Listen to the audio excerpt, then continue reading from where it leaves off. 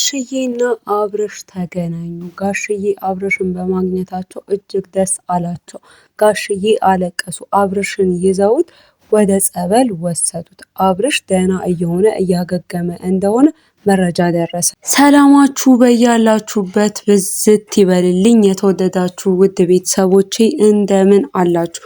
ሁልጊዜም ለሰው ልጅ መልካሙን ቅንቅኑን የምትመኙ ሁሌም ከትክክለኛ ሰው ጎን ትክክል ነው እውነት አለው ብላችሁ ካመናችሁት ሰው ጎን የምትቆሙ ውድ ቤተሰቦቼ እንደምን አላችሁ? ሰላማችሁ በያላችሁበት ብዝት ይበልልኝ። ለዚህ ቻናል አዲስ ከሆናችሁ ሰብስክራይብ የሚለውን እየተጫናችሁ ላይክ፣ ሼር፣ ኮመንት እያደረጋችሁ ቪዲዮን ጀምሩ። ላለው ወደ ቪዲዮ ይገባል።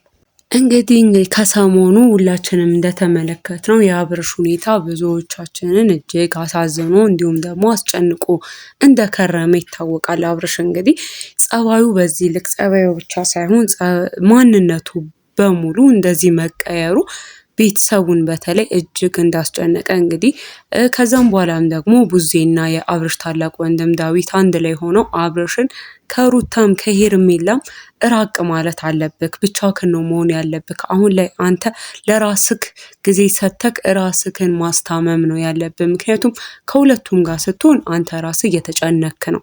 ከዛም ደግሞ በዚህም በዛም በኩል የሚመጣው ነገር የበለጠ እያሳመመክ እየጎዳክ ነው ያለውና አሁን ላይ ለአንተ ማንም የሚያስብልክ የለም። አንተ ነህ ለራስክ ማሰብ ያለብክ።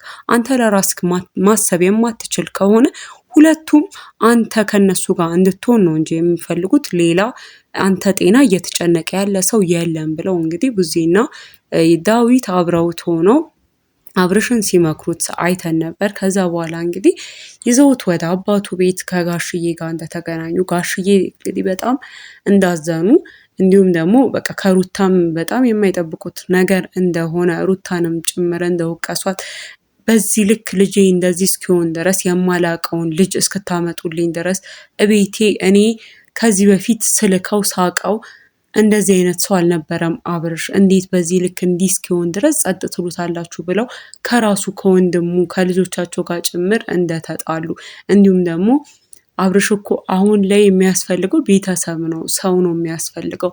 እዚህ ደረጃ ድረስ እስኪደርስ ድረስ እንዴት አታመጡትም እኔ ጋር ብለው እንግዲህ ጋሽዬ እጅግ እንዳዘኑ ሰምተናል። እርግጥም ነገሩ ያው ለነቡዜም ቀላል አልነበረም። ምክንያቱም ደግሞ በጣም ብዙ ጊዜ ሲጨቀጭቁት ነበረ። አብርሽ ተው፣ አሁን ላይ ራስክን አስታም፣ ደህና አይደለክም፣ እያየንክ ነው፣ ደህና አይደለክም እያሉ ከወንድማቸው ጋር ጭምር ተጣልተው እሱን በጣም ሲጨቀጭቁት ቤቱ እንዲመለስ ራሱን እንዲያስታምም ወደ ቤተሰቡ እንዲመለስ በጣም ብዙ ሲሉት ነበር። በስተመጨረሻው ነው እንግዲህ ተሳክቶላቸው ጋሽዬ ጋር ሊወስዱት የቻሉትና ጋሽዬም እንግዲህ በዛሬው ዕለት አብርሽን ጸበል ይዘውት እንዳይሄዱና አብርሽ ወደ ቤተክርስቲያን እንደሄደ እንዲሁም ደግሞ ይህም ሁኔታው ደግሞ ትንሽ እንደዚህ ተረጋግቶ ከማንም ከጭንቀት ከጭቅጭቅ ርቆ የሚቆይ ከሆነ ደግሞ ለማገገም በቃ በእርግጠኝነት እንደሚያገግም እና ወደ ራሱም እንደሚመለስ ትልቅ ተስፋ ይዘው እንግዲህ ጋሽዬ ጸበል እንደወሰዱት ሰምተናል። ይህም እንግዲህ ለሱም እንዲሁም ደግሞ ሩታንም ሆነ ሄርሜላም ለሁለቱም ጥሩ ነው። ምክንያቱም በራሱ አይምሮ ሆኖ ደግሞ አብርሽ ከማን ጋር ይሆናል የሚለው ያስፈራቸው ይመስላል።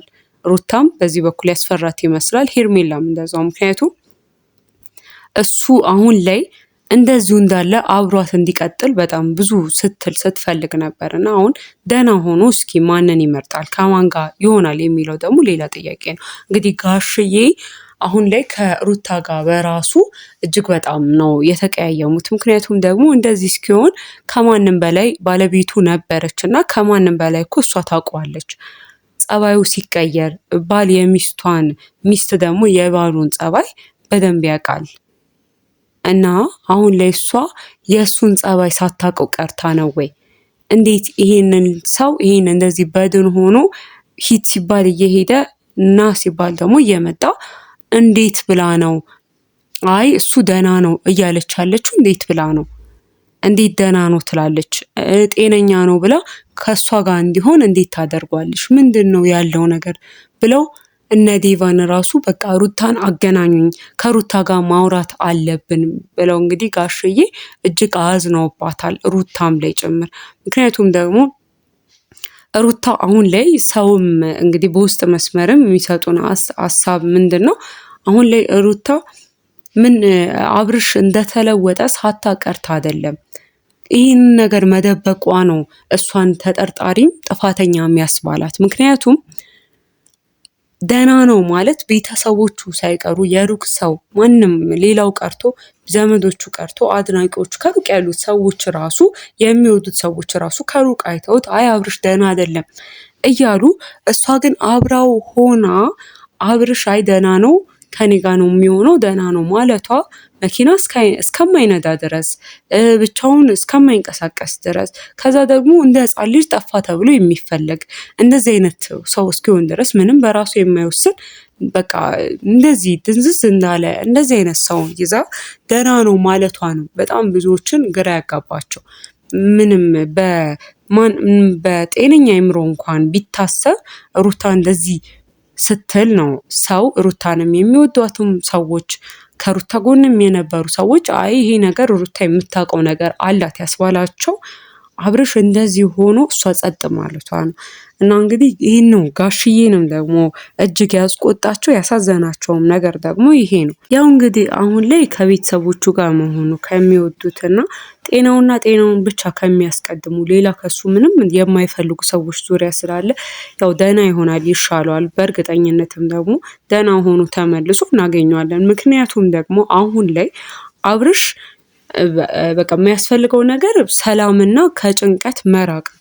ከጭንቀት የሚርቅ ከሆነ መተውም ደግሞ እነሱ የማይረብሹት የማያስጨንቁት ከሆነ ሩታም ብትሆን ሄርሜላም ብትሆን ለትንሽ ጊዜ ሰላሙን እንዲያገኝ። ምክንያቱም ሄርሜላ መጣች ማለት ሩታም ተከትላ ትመጣለች፣ ወይም ደግሞ ሩታ መጣች ልትጠይቅ ልታይ እንኳን ሩታ ትመጣ ሌላኛው ቀን ደግሞ ሄርሜላ በራሷ ትመጣለች እና ይሄ ነገር ሲሆን መልሶ በፊት የነበረበት ጭንቀት ውስጥ ይገባል። አሁን ግን ቀስ ብሎ ተረጋግቶ አሁን እንደዚሁ ቤተክርስቲያን ከአባቱ ጋር እየሄደ ከጭንቀቶች የሚርቅ ከሆነ ግን አብርሽ ወደ ራሱ የማይመለስበት መልሶ ደግሞ እንደ በፊቱ በራሱ መወሰን የሚችል ሰው የማይሆንበት ምንም አይነት ምክንያት የለም። ስለዚህ ምናልባትም ደግሞ እነ ቡዜ አሁን ላይ ቢቻል ከአባቱ ቤት ራሱ ወይም የሚውልበት ቦታ ሌላ ቤት እንዲሆን፣ ምክንያቱም ደግሞ ማንም መጥቶ እንዳያስጨንቀው የሰሙ ሰዎች ራሱ ደህና ነህ ሆይ ማለት በራሱ እሱ ራሱ ሌላ ህመም ነውና እሱ ራሱ ሌላ ጭንቀት ስለሆነ